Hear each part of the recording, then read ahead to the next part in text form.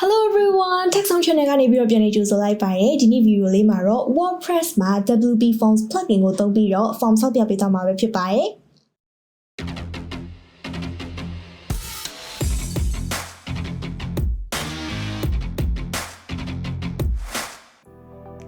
ဒီနေ့မှာတော့ job application form လေးကို WPForms plugin ကိုသုံးပြီးတော့ပြုလုပ်သွားမှာပဲဖြစ်ပါတယ်အခုပြထားတဲ့ဟာလေးကတော့နောက်ဆုံးရရှိလာမယ့် final result လေးပဲဖြစ်ပါတယ် form name မှာတော့ first name, last name, email, phone စတဲ့ fields တွေပါပါမယ် file upload လုပ်ရမယ့် fields တစ်ခုလည်းပါပါတယ် multiple choice ရွေးလို့ရမယ့် fields တစ်ခုလည်းပါပါတယ်ဒီ form လေးကိုတော့ WPForms Pro plugin ကိုသုံးပြီးပြုလုပ်ထားတာပဲဖြစ်ပါတယ်ဒီ plugin လေးကို download လုပ်ချင်နေဆိုရင်တော့ description ထဲမှာ download လုပ်ရမယ့် link လေးကိုထည့်ပေးထားပါတယ် form ဆောက်ဖို့အတွက် admin dashboard ကနေပြီးတော့ WPForms ဆိုတဲ့နေရာကနေပြီးတော့ add new button ကိုနှိပ်ပြီးတော့ form အသစ်ထည့်ပြီးတော့ဆောက်လို့ရတယ်လို့ရှိပြီးသား form ကို edit နေရာလေးကိုနှိပ်ပြီးတော့လည်းပြုလုပ်လို့ရပါတယ်ပြီးတော့ရင်တော့ form ရဲ့နာမည်ကို setup နေရာမှာပြင်လိုက်ပါ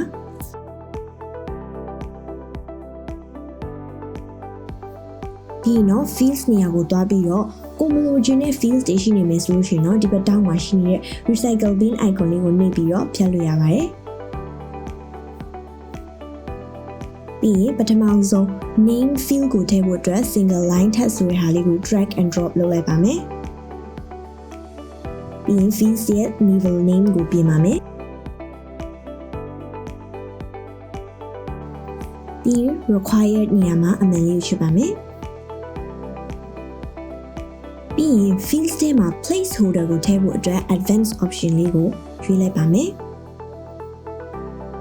placeholder text နေရာမှာ first name ဆိုပြီးရေးလိုက်ပါမယ် field size ကို base screen type မျိုးမှာဆိုအပြည့်ဖြစ်စေချင်တဲ့အတွက်ဒီနေရာလေးမှာ large ဆိုတာလေးကိုရွေးပါမယ်ပြီးတော့ရင်တော့ first name နဲ့ last name က column တစ်ခုအနေနဲ့ရှိနေမှာဖြစ်ပြီးတော့ first name ကပထမ column တစ်ခုမှာရှိနေမှာဖြစ်တဲ့အတွက်ကြောင့်မို့လို့ CSS classes ကြည့်တဲ့ဒီ show layout နေရာလေးမှာပထမဆုံးတစ်ခုရဲ့ပထမပိုင်းတစ်ချမ်းကိုရွေးရမှာပဲဖြစ်ပါတယ်ပြီးတော့ရင်တော့ last name ထည့်ဖို့အတွက် add fields ကိုပြန်သွားပါမယ်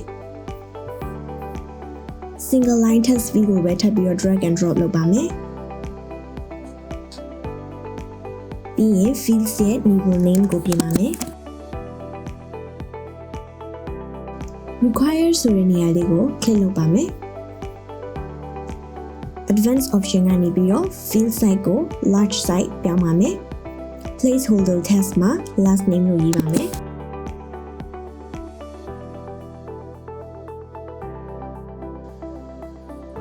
last name ကဒုတိယဒီဘက်ချန် column မှာရှိနေမှာဖြစ်တဲ့အတွက်ကြောင့်မလို့ CSS classes ရဲ့ show layout နေရာရဲ့ပထမပုံရဲ့ဒုတိယတစ်ပိုင်းကိုရွေးချယ်ရမှာပဲဖြစ်ပါတယ်။နောက်ထပ် fields တစ်ခုကတော့ email ပဲဖြစ်ပါတယ်။ email မှာ placeholder text ကိုရေးပါမယ်။ email ကလည်း first column မှာရှိနေမှာပဲဖြစ်တဲ့အတွက်ကြောင့်မလို့ CSS classes ရဲ့ show layout နေရာမှာပထမဆုံးပုံရဲ့ပထမဆုံးတစ်ချမ်းကိုရွေးပါမယ်။နောက်ထပ် fields တစ်ခုထည့်ထည့်ဖို့အတွက် single line text ဟာလေးကိုပဲထပ်ပြီးရွေးပြီးတော့ phone number အတွက်ရေးပါပဲဖြစ်ပါတယ်။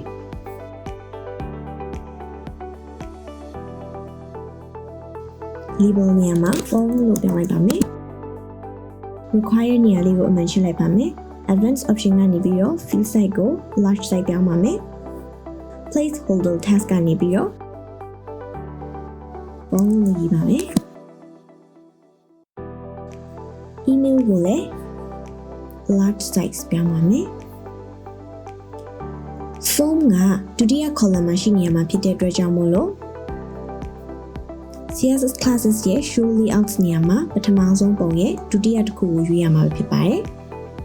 နောက်ထပ် fields တစ်ခုကိုထည့်ဖို့အတွက် add fields ကိုပြန်သွားပါမယ်file upload option ကိုထည့်ဖို့အတွက်ကြတော့ fancy fields နေရာမှာ file upload button လေးကိုရွေးပြီးတော့ drag and drop လုပ်လိုက်ပါမယ်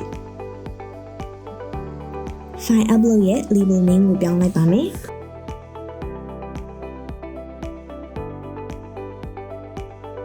description မှာစာရင်းငယ်ကိုရေးပါမယ် max file number နေရာမှာ2ကိုထားလိုက်ပါမယ်ပြီးတော့ရင် require နေရာလေးမှာအမှန်ချလိုက်ပါမယ်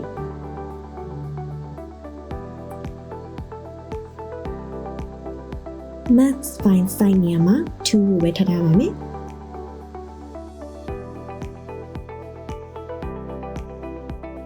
multiple choice fields ကိုထည့်ဖို့အတွက် add fields ကနေပြီးတော့ multiple choice ဆိုတဲ့ fields ကို drag and drop လုပ်လိုက်ပါမယ်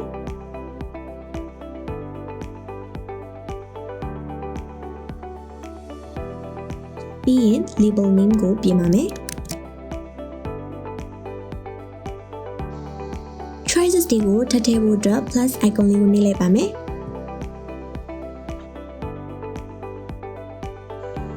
ပြီးတော့ရင် require နေရာလေးကိုအမှန်ချလိုက်ပါမယ်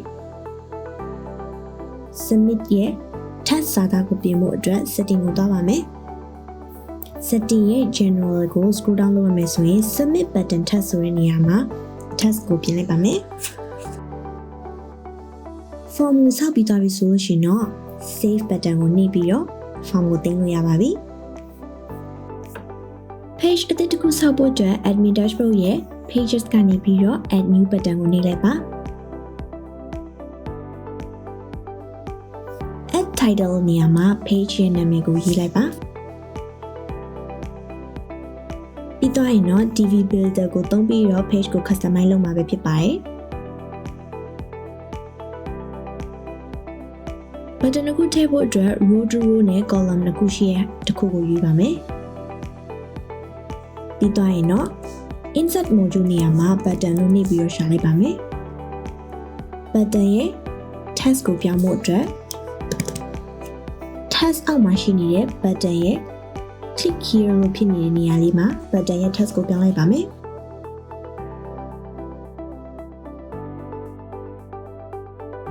button ရဲ့ design ကိုပြင်ဖို့အတွက် design tab ကနေပြီးတော့ button ရဲ့ design တွေကိုပြင်လိုက်ပါမယ်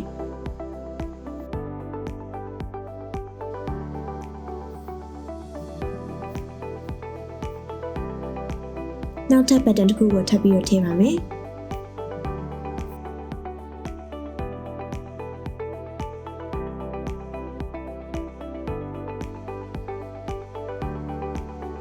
နောက်ထပ် row တစ်ခုကိုထပ်ပြီးတော့ယူလိုက်ပါမယ်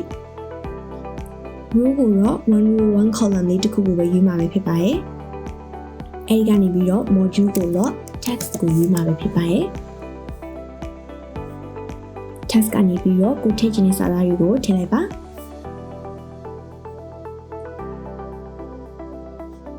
ပြီးတော့ရင်နောက်ထပ် row တစ်ခုကိုထည့်ယူမှာပဲဖြစ်ပါတယ်နောက်ထပ် row တစ်ခုမှာတော့ form ထည့်မှာပဲဖြစ်ပါတယ် form ထည့်ဖို့အတွက် module နေရာမှာ code လို့ရိုက်ရှာလိုက်ပါ code နေရာမှာထည့်ဖို့အတွက် admin dashboard ရဲ့ WPForms နေရာမှာ all forms ကိုတွားလိုက်ပါ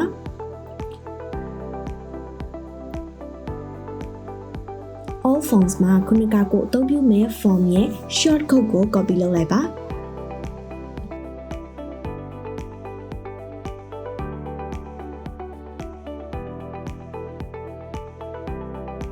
overview ကိုနှိပ်လိုက်လို့ရှိရင်စာရီကျလာပြီးတော့ application ကိုနှိပ်လိုက်လို့ရှိရင်တော့ form ကျလာဖို့အတွက် JavaScript code တွေထည့်မှာပဲဖြစ်ပါတယ် JavaScript code တွေထည့်ဖို့အတွက် admin dashboard တွေကိုပြန်သွားပြီးတော့ DV ရဲ့က themes option တွေကိုသွားပါမယ် themes option တွေက integration ကိုသွားပါမယ် integration တွေက add code to the body ဆိုတဲ့နေရာမှာ code တွေကို paste လုပ်လိုက်ပါမယ်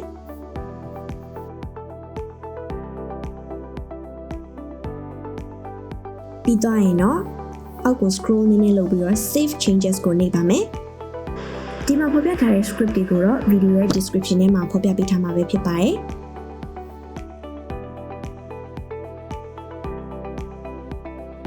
ပြီးတော့ရင်တော့ overview button ရဲ့ advanced tab ထဲက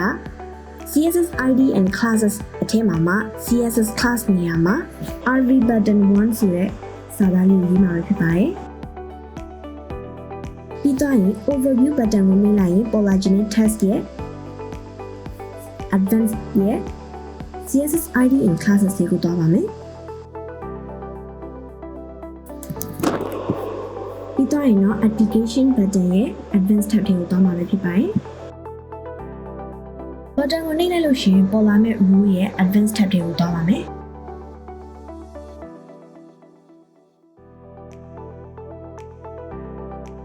ရေးပြီးသားပြီဆိုလို့ရှိရင်တော့ publish button လေးကိုနှိပ်ပြီးတော့ page ကိုတင်လိုက်ပါမယ် exit visual builder လေးကိုနှိပ်လိုက်ပါမယ်ပြီးသားပြီဆိုလို့ရှိရင်တော့ overview button ကိုနှိပ်လိုက်တဲ့အခါစာကျလာပြီးတော့ application button ကိုနှိပ်လိုက်တဲ့အခါမှာတော့ form ကျလာမှာပဲဖြစ်ပါတယ်ဒီဗီဒီယိုလေးကိုစောင့်ကြည့်ပြီးလို့ကျေးဇူးတင်ပါတယ်ဒီဗီဒီယိုလေးက WPForms plugin ကိုသုံးပြီးတော့ form ဆောက်တဲ့အခါမျိုးမှာအထောက်အကူဖြစ်စေနိုင်ပါတယ်